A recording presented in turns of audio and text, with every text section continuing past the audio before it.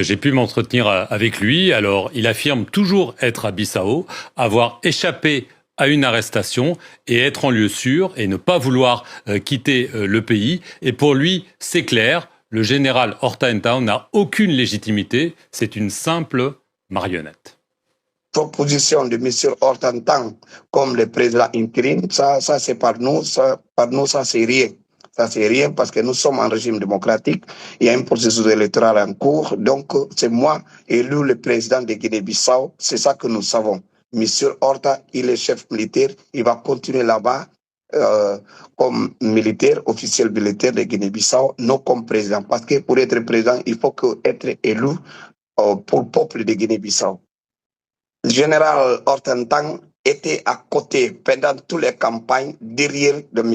Embalo. Si vous regardez au moment de campagne de Mbalo, vous regardez toujours Horta Tang comme son garde-côte. Il avec Thomas, toujours présent. Comment c'est possible aujourd'hui? Horta Tang a dit qu'il a donné le coup d'État à Mbalo. Nous ne pouvons accepter ça parce que nous savons que ce n'est pas vrai. Donc, ce que nous savons, c'est le Mbalo, il fait un faux coup d'État parce qu'il comprend qu'il a perdu les élections et il voulait laisser le pouvoir avec le militaire. C'est ça, c'est la simulation qu'il a fait. Et M. Horta Tang, il comprend bien qu'il n'est pas président, il ne peut pas être président. Donc, coup d'État, ce qu'il voulait nous informer, c'est faux. C'est pas vrai coup d'État, c'est faux. Voilà, et pour lui, Fernando Dias, c'est donc le président sortant, Umaro Sissoko Embalo, qui est à la manœuvre derrière ce coup d'État. Oui, absolument.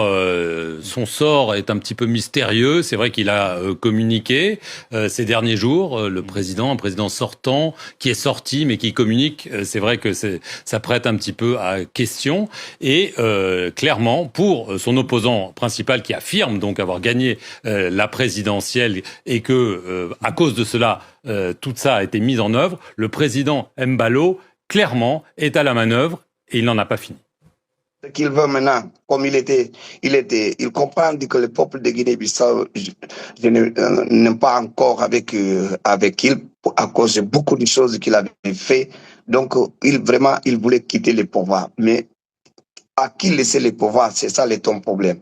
Maintenant, comme il a transféré, il comprend qu'il peut laisser le pouvoir avec militaire. Il voulait quitter Guinée-Bissau pour chercher un pays où il va rester tranquille, mais à commander les gens qu'il laissait au pouvoir. Par exemple, c'est Horta Tang. S'il est maintenant installé comme président et nous acceptons ça, c'est Mbalo qui va être comme président parce qu'il va commander toujours.